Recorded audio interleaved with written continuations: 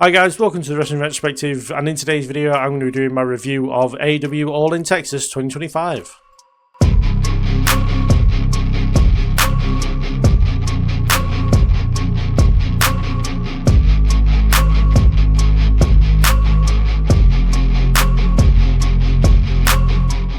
So the event started off with the Ops defeating the Death Riders and Gabe Kidd to retain the World Trios Championships in what was a solid match to open. Shibata was the MVP of the match for me. I thought that he was involved in nearly everything that was going on, especially in ring. Kidd had a very good showing. I hope to see more of him in AEW. I've been watching more New Japan, so I'm seeing more of him, but obviously I watch AEW way more often than I watch New Japan. But yeah, the opening stages, Hobbs kept getting in the ring, and it really didn't make any sense. So he was distracting the referee while his partner was getting beaten up. It really didn't make much sense. I don't get why he kept doing that. The result went pretty much how I expected. It wasn't announced by the time I did predictions for this show, but I would have probably predicted the Ops to get the win anyway. But the Death Riders took out Samoa Joe after the match, which was a very surprise to see no Hook when that happened. I understand that Hook kind of has a bit of beef with the Ops, which we assume is because they replaced him with Hobbs. But I still thought that, he still has an association with Joe, and him and Joe were the two that started the Ops. So I expected to see him kind of make the save, but that wasn't the case, and Joe's been written off TV, I assume, for a bit of time or something. I'm not sure. Maybe he'll show up on Wednesday. I don't know. But yeah, the injury was clearly a work. Same with Ospreay in the main event, which we'll get to. But yeah, I don't think there's anything to worry about, and I'm glad that the Ops have retained. But what we really need now is for the Death Riders to kind of take a step away from the Trios division and kind of build up more trios in that division to challenge for the championships, because I'm really not sure, apart from the Don Callis family, what other trios can actually challenge for the championships. I know that we have Top Flight and Scorpio Sky have recently come together, but other than them, I can't think off the top of my head of some trios that would definitely be put in a good position to challenge for the Trio Championships going forward. So yeah, I feel like that's something they can concentrate on, but obviously with Samoa Joe being taken out, I don't know how often we'll see the Ops defense, so that's not great. But as I said, it was a decent match to open the show with, and it made sense having the Death Riders start and end the night. It did, yeah, and as a 6-man tag match, it was solid. It wasn't anything special, it wasn't one an all-timer, but as I said, it was a fine way to start. After that, we had the men's casino gauntlet match, which was won by Maxwell, Jacob Friedman, MJF, and yeah, very enjoyable match this one. The participants we got in the match were Mark Briscoe, MJF, Ricochet, Bandido, Takeshita, Mystico, Josh Alexander, Anthony Bowens, Roderick Strong, Brody King, the returning Juice Robinson, Kota Ibushi, the Beast Mortis, and Max Caster.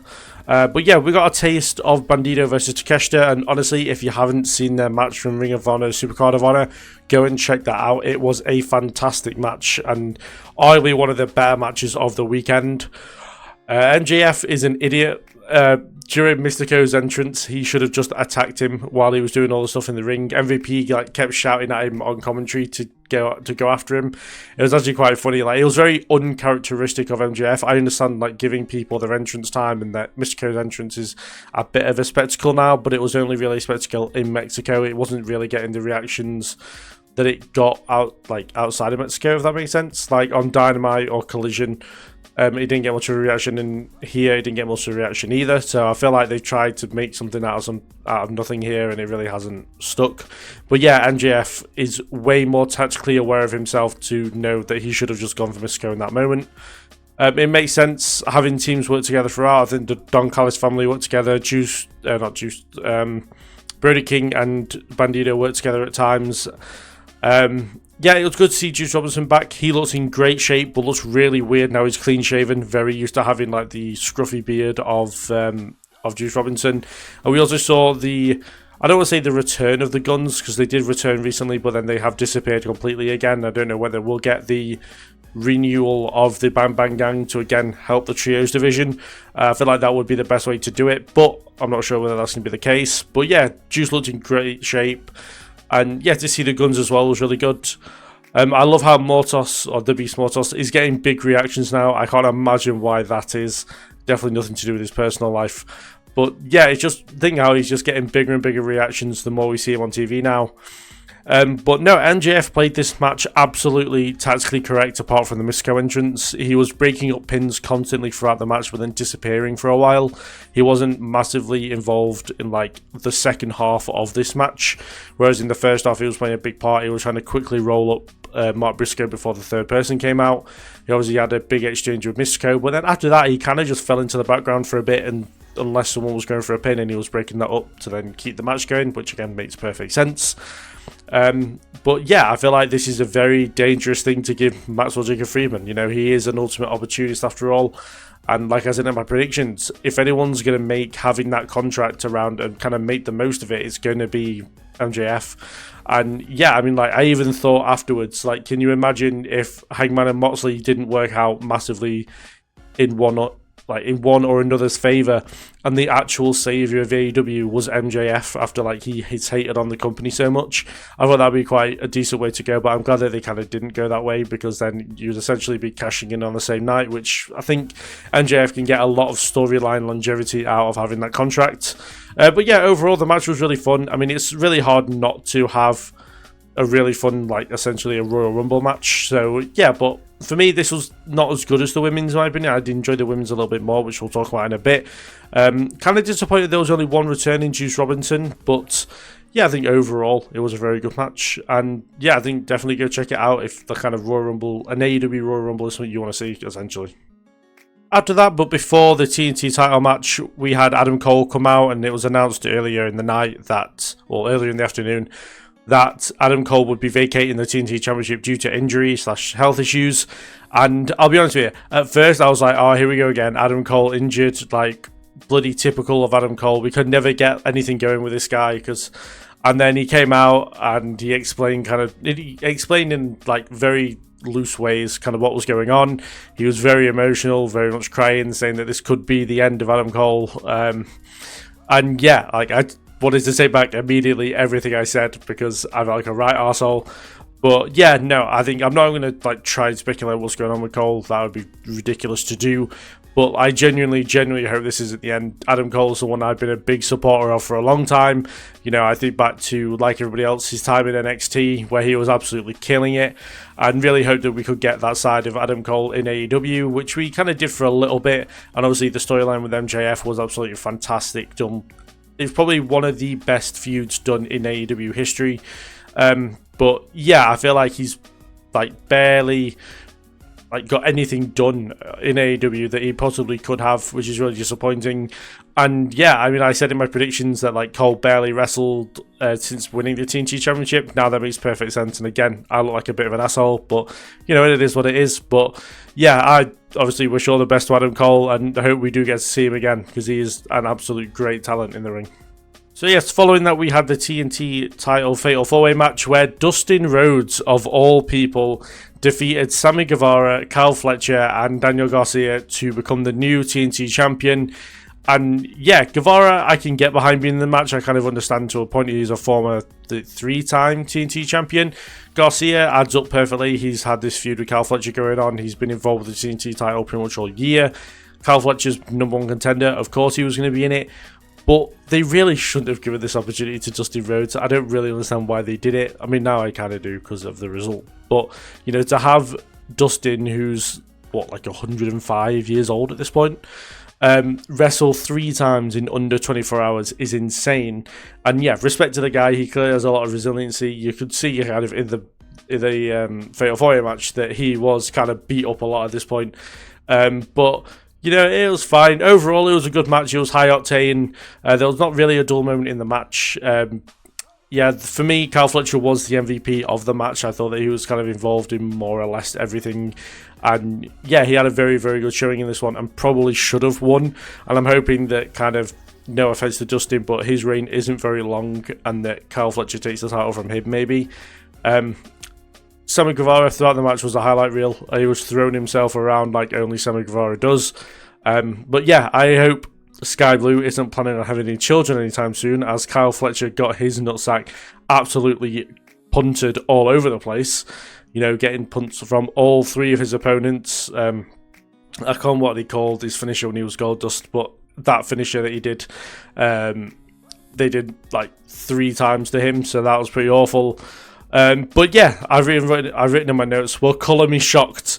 For me, I'm not the biggest Justin Rhodes guy, I'll be honest with you. Like, at the minute, I'm not the biggest Cody guy either. But yeah, for me, I am completely losing all hope in the TNT Championship. I think that thing is as much as in the bin it could possibly be without it just not being a thing at this point.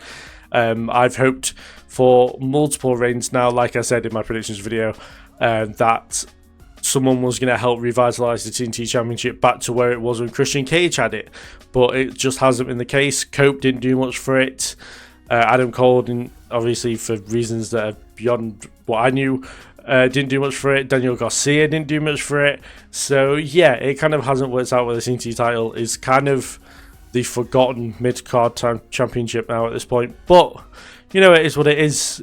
Justin Rhodes now holds 3 championships in 2025 somehow. Yeah, I've written in like full caps, Kyle Fletcher was right there. Why not just give the title to him? Now, if we end up getting the title on Kyle Fletcher eventually, then I suppose that's fine. But I think giving it Dustin just for the moment of giving it him in Texas is very giving Saraya the Women's Championship just for being at Wembley. And it isn't they're not thinking about stuff long term, they're only thinking short term, which sometimes is good, but most of the time doesn't work out very well. So yeah, not best pleased about this result. Would have definitely given this to Kyle Fletcher. But I said the match itself was good overall. It wasn't one of the better matches on the card, but I said it was like very high octane. Fletcher and Guevara had very good showings in this one. Danny Garcia again was just there, which is a massive shame because Garcia is great in ring. And yeah, big shock result in my opinion. After that, we had Swerve Strickland and Will Ospreay defeat the Young Bucks to have the Bucks stripped of their EVP titles. And yeah, this was a brilliant tag team match. It could have ended multiple times, but it was an interesting outcome. I'm curious about what the Young Bucks look like without being EVPs, not MVPs. Just because like they've been doing that stuff for so long, and it kind of worked for them really well within their character. So yeah, I'm curious to see what they do after this. But I wrote in my notes, you've got 2 of the best singles wrestlers in the world probably right now in Ospreay and Swerve. The Bucks are one of, if not the best in-ring tag team in the world of all time. This was never going to be a bad match.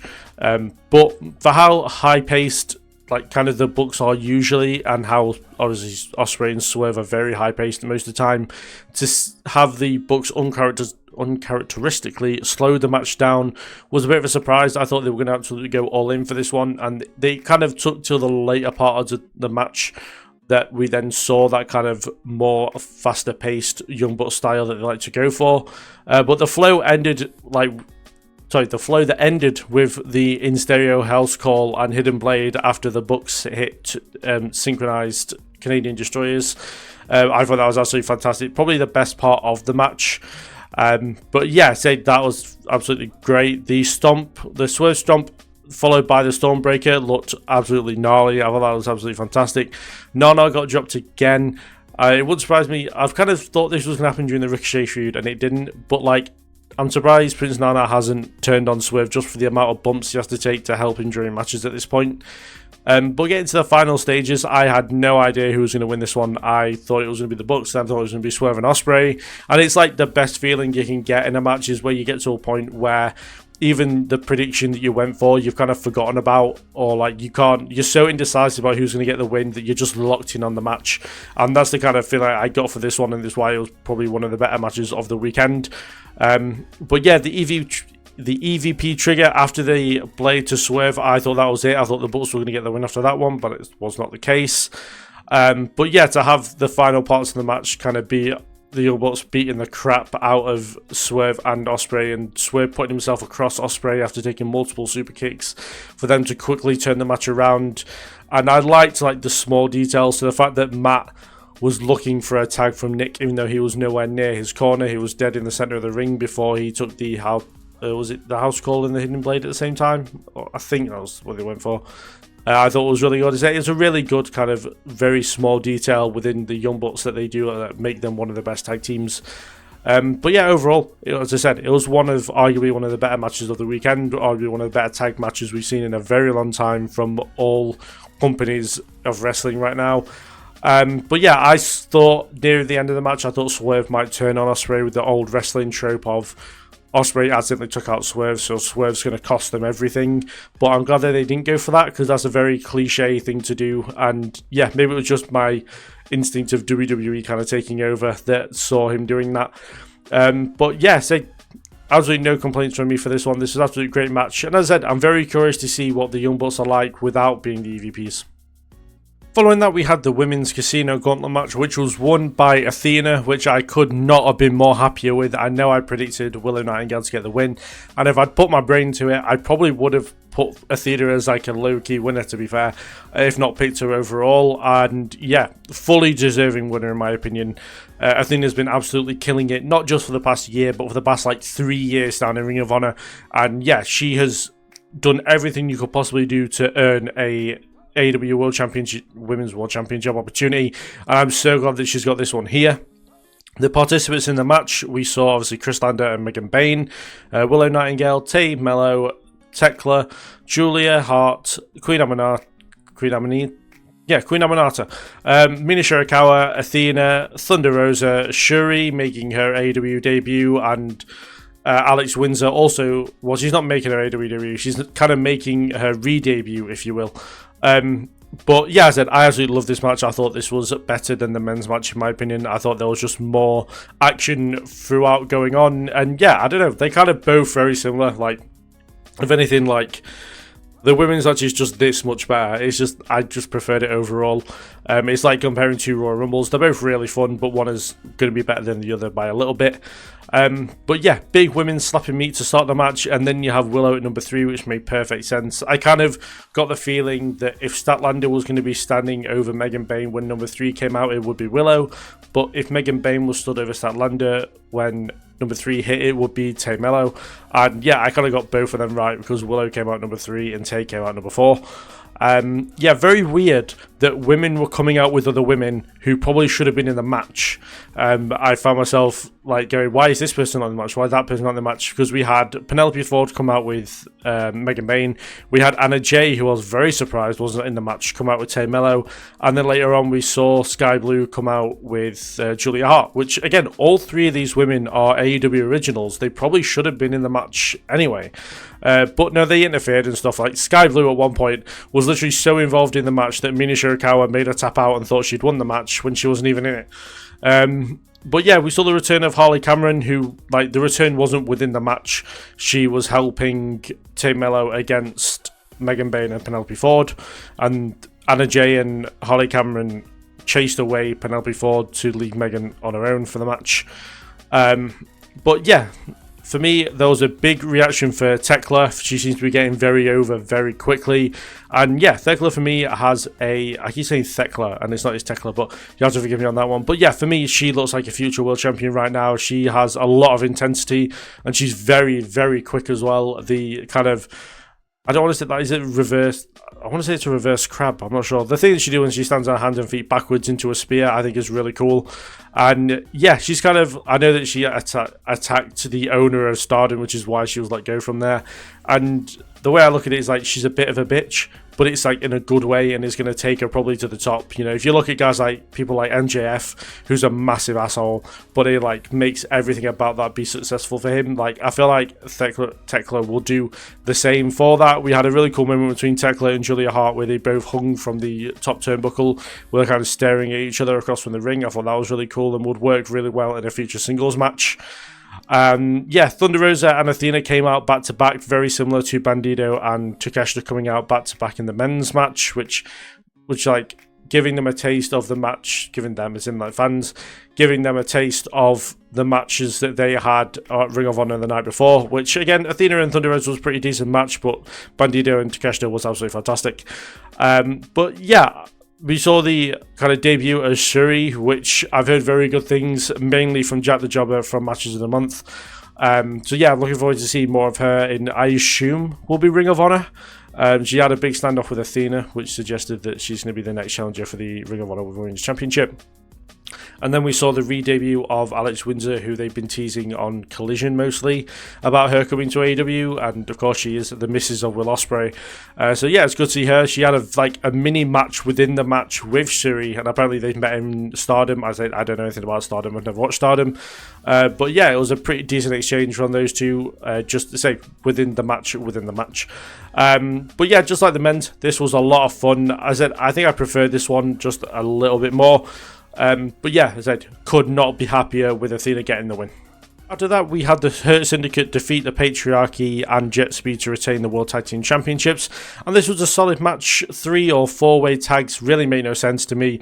I don't understand how a match is no disqualification, and yet they're making them tag in and out constantly. You just make it like a Texas Tornado match and just have all 3 or 4, whatever teams, just be legal in the ring at the same time. It would make a lot more sense. And tagging in those kind of matches is a massive inconvenience because you don't really know who the legal competitor is until the finish comes. But yeah, most of the offense from the Most of the offense done to the Hurt Syndicate were double teams, which made them look very good within their win and really put them over as a massive threat to the tag division. Speedball got beaten up badly. Like, he was taking a lot of offense, especially from the Hurt Syndicate. Like, yeah, respect to Speedball. He was taking absolutely beaten in this match.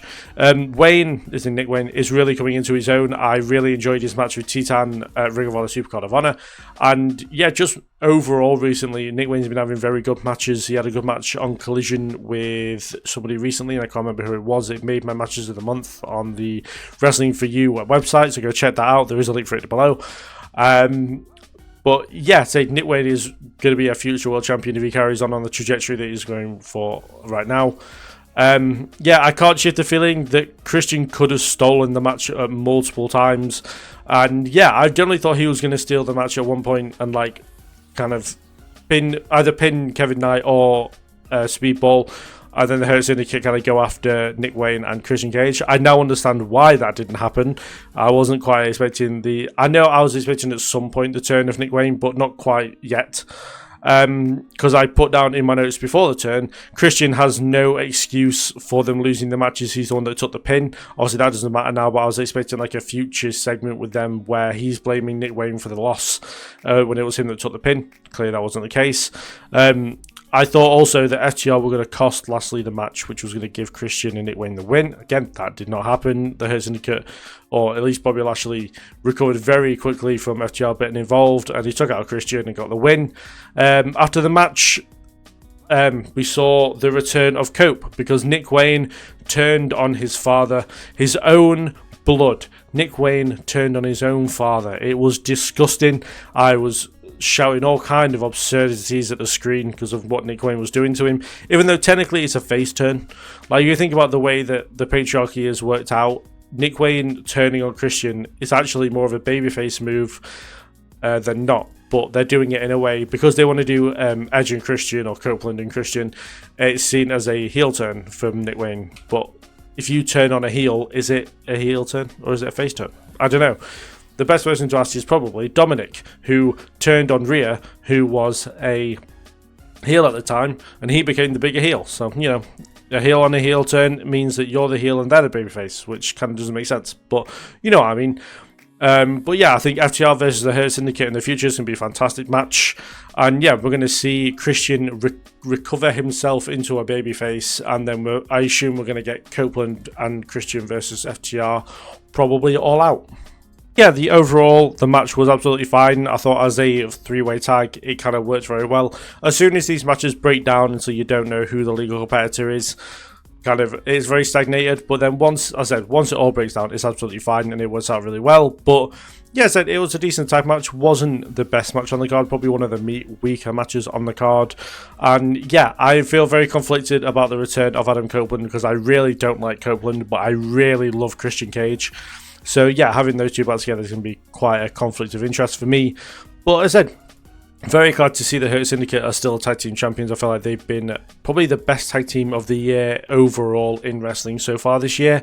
And I just hope they kind of get more, more bigger threats to their championships, like an FTR, like the Young Bucks, like other teams that are kind of on a bigger scale rather than two singles guys in Kevin Knight and Speedball, and not like two singles guys in Christian Cage and Nick Wayne. They have been a team together for a while, but they haven't been teaming as a tag team for a while either. So, it made sense that the main tag team of this match got the win.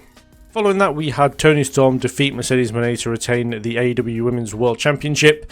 And yeah, for me, this is arguably one of the, if not the biggest women's match of the decade so far. Like, you think about like the amount of big matches we've had for the women, I understand why you would disagree with that, but it's not very often two people get to the level that Toni Storm and Mercedes Moné have got to and never met before, like on opposite sides of the ring. They've tagged together in WWE, but yeah, I think like to get Toni and Moné to a point where they're like the head points of women's wrestling and have them never met before, I think it's absolutely really cool. And yeah, it felt like a massive deal. I don't know whether it was just me psyching myself up in a bigger way, but yeah, like this felt like a very big and important match for the women, especially on a weekend where WWE are doing a full event like just for the women. That the actual biggest match like in women's wrestling right now is actually happening in another company. But yeah, to start, this had a very slower pace, but it was kind of to be expected in the early stages of the match. Storm was answering Moné very, very well. You could tell that she watched VHS tapes on Moné, which is funny because she's doing an old era thing. But yeah, these two are so well in sync. You'd thought that they've met multiple times when they haven't. It said this was the first time. There was great offense, but at the same time, they've clearly done homework on each other. And yeah, you can kind of tell that they not exactly went through the match beforehand, but I said they were replying to each other's typical moves very quickly. And yeah, I said just the synergy between these two was very, very good. Storm probably had the mental advantage over Mercedes Moné, especially in the opening stages where she was doing her dance and kind of getting the best of Moné more often than not. Storm biting between Mercedes' legs is weird. It's a very interesting way to go, and to say that she tasted good at the media scrum was very funny. But yeah, I'm sure that's like, if you're biting someone between the legs, I'm pretty sure that's how you get Cooties Ultra. So, Storm should probably go get checked. No offense to Mercedes Moné, it just, you're just going to make sure. But yeah, Mercedes Moné is at her best when she's desperate. You look at the matches back at her debut match with Willow, the two matches with Chris Statlander, the match with Athena. When she is kind of getting visibly frustrated, she's screaming out, she's doing all this stuff. It's kind of when Mercedes comes into her own and becomes arguably one of the best women's wrestlers, if not best overall wrestlers in the world. I think the only part that really didn't help this match, Moné kicking out of 3 Storm Zeros back to back to back wasn't a great point. If it had just been 1 Storm Zero, I would have got it. Maybe 2 Storm Zeros, I would have got it. But 3, like, that was like a wow moment because, Roman Reigns didn't kick out of 3 Crossroads, and kind of hitting the champion's biggest move 3 times in a row and kicking out kind of didn't look great in my opinion. But yeah, Storm was using her strength advantage very good, but then Mercedes Moné was kind of using her aerial offense like better almost at times. So yeah, things kind of evened out that way. There was points where they were kind of going for a roll-up finish, which I was praying it wasn't going to be. I don't mind roll-up finishes when they make sense if someone is desperate, but for the biggest match, or one of the biggest matches on this card, they really shouldn't go for a roll-up finish, which obviously they didn't, but I was very worried at one point they were. But a kiss goodnight to Mercedes Moné, an avalanche Storm Zero off the top rope or the middle rope, and Mercedes Moné eats her first loss in AEW, which is fine. I don't think it hurts the TBS Championship at all, because this was such a great match and Mercedes Moné put up such resiliency that, she looks very good in defeat. Overall, I thought it was a fantastic match. They both went out there and killed it, and it was kind of as I expected it to be as far as like the quality of the match goes. These are two, as I said, two of the best women's wrestlers in the world right now. I never expected this to be a bad match at all. I think the only thing that really made me doubt or put that bit of doubt in my mind was obviously the match with Moné and Britt Baker at last year's All In, where I expected the same thing and was massively disappointed.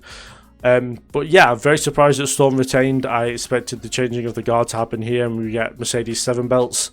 But also very happy that Storm is still champion. But I would have been happy no matter who won this match, really.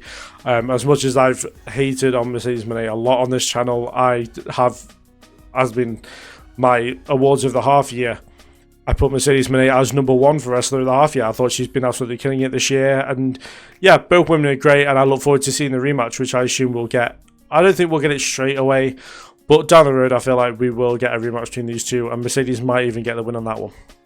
After that, we had what was put down as the most anticipated match in AEW history, which it just wasn't. We've been expecting this match since, Revolution? But we had Okada defeat Kenny Omega to become the unified champion, which kind of feels weird just saying unified champion, but also becoming the international and continental champion as well, I assume. I don't really know how the title's going to work, to be fair, and it wasn't well explained by Tony Khan at the media scrum, so, that's pretty good. But in the first half of the match, this match was great. In the second half, it was brilliant. The first section of the match, Okada pretty much controlled. Like, he was going after the midsection of Kenny Omega and working that very well. We saw Kenny Omega kind of get back into the match, and we kind of saw a switch halfway through the match for Kenny Omega, where he was kind of going for his usual offense like a wrestler would, but then he started hitting like more high impact moves on Okada, which was then getting him the advantage, which I feel like was a lot better done for Okada. Okada obviously being the bigger opponent, he needed to do those big impact moves to be able to get the advantage in the match. And it also is a detriment to how much these two have wrestled each other and how well they know each other, even though it's been many years since they have wrestled each other, that Okada kind of knows what Omega's going to go for. So then the fact that Omega had to kind of change his style of wrestling to take over the match, I think worked very well for this match and really helped it move along. The Avalanche Snapdragon was absolutely brutal. Okada nearly landed on his head and pretty much landed on the side of his face. It looked really, really bad, and you could tell by the look on Okada's face that it bloody hurt. But yeah, Omega always goes for the G trigger. He goes for the V trigger way too often, and I said this about Omega multiple times. Him just constantly going for a running knee, it kind of takes away from the move when it is the finisher. Yeah, fair enough in the closing sequence, if you go for 3 or maybe 4, then fair enough. But he is constantly in the last quarter of the match, constantly going for V-triggers, and it does my head in, I'm not going to lie. I think I said the very similar thing in the triple threat match he had with Ricochet and people Mike Bailey, that it kind of becomes a finisher fest when Omega gets to closing stages of the match, and yeah, it doesn't look great in my opinion how he's supposed to be one of the best wrestlers in the world, and yet he's constantly going for finishes. But yeah, Okada going for the midsection just before he hits the final Rainmaker makes perfect sense.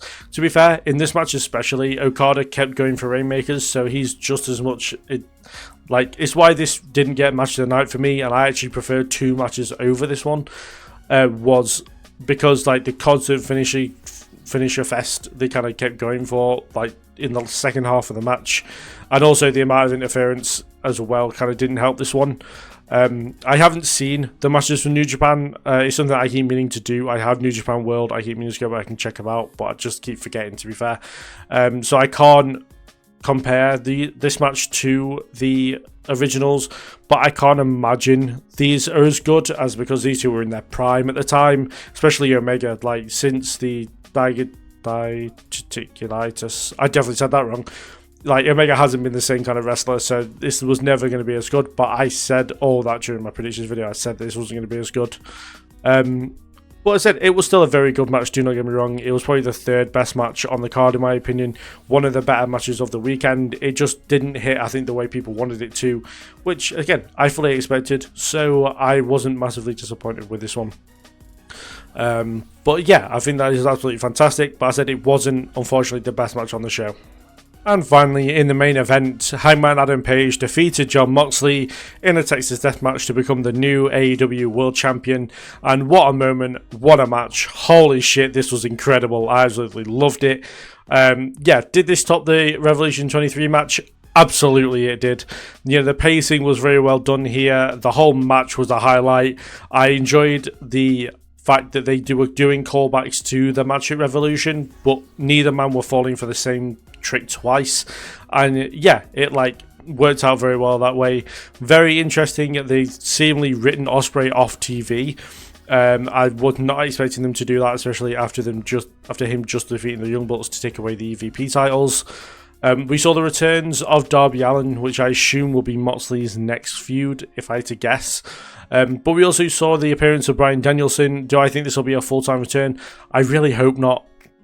I did a stream with Bobby at either the end of last year or the start of this year, where I said that I didn't want to see Danielson at all this year, to like get that feeling of people missing him. So when he comes back and maybe wrestles 1 or 2 other matches before properly retiring, that like it would be seen as an even bigger moment. So this was fine. It's just I worry that he's going to appear more afterwards. I understand if they do like a big celebration with Hangman, he shows up there. But in like a wrestling capacity, I hope that he doesn't come back this year. Swerve being the last guy to help Hangman was incredibly poetic, very full circle moment, especially with them kind of teasing it on Collision this week. But yeah, like I said, in my opinion, I would have Swerve as the first challenger for Hangman, but they do like the whole respectable champion versus respectable challenger, and I don't know whether they'll do that at Forbidden Door or All Out. I'm not sure like what they do with the world title come Forbidden Door, but yeah, I think like to say that was a really poetic moment and something that's going to be looked back as one of the bigger moments in AEW history, seeing the forgiveness of Swerve to Hangman and Hangman to Swerve.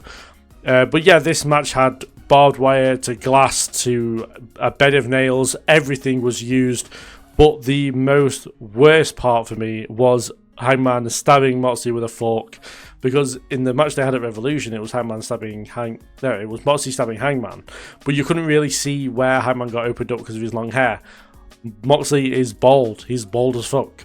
Like, you could see exactly where Moxley was starting to bleed, and Moxley did what he did absolutely best. He pissed blood for a majority of this match. He looked awful by the end of this match. But yeah, it was absolutely nuts, and it was absolutely fantastic. This match kind of has everything I love in wrestling, in my opinion. Like, for me anyway, my personal preference. I love extreme matches. The more bloodier, the better I enjoy it. And this arguably, like, I don't know, this was definitely my match of the night. I absolutely love this, hands down. Is it my match of the year currently? I possibly think so. I think like this could be my match of the year. Arguably one of my favorite matches of all time. I think this is absolutely fantastic. It was because I absolutely love the Revolution match. So they topped it and then had the absolutely fantastic moment of Hangman getting the win as well. You could see obviously the emotion on his face opening the briefcase when he just started crying, which I think is just like adds to this match even more. You would see the panic as Jon Moxley was being choked by the chain before he tapped out, that he didn't know what else to do other than tap. And yeah, everything about this was absolutely fantastic. If you haven't seen it, go check it out, because I get it, like some people don't like the extreme nature of stuff. You kind of have to see past it to understand the moment of Hangman winning the World Championship and saving AEW. Because there's one thing I've always said, and that if anyone is Mr. AEW, it is Hangman Adam Page. And yeah, everything about this was done absolutely perfectly. Standing ovation from me from this match. It was absolutely great. Does it feel like AEW is currently the best wrestling place in the world? Absolutely. Like, yeah, I've said multiple times and I'll say it again. AEW is not where the best wrestle. AEW is 100% where the best wrestling is.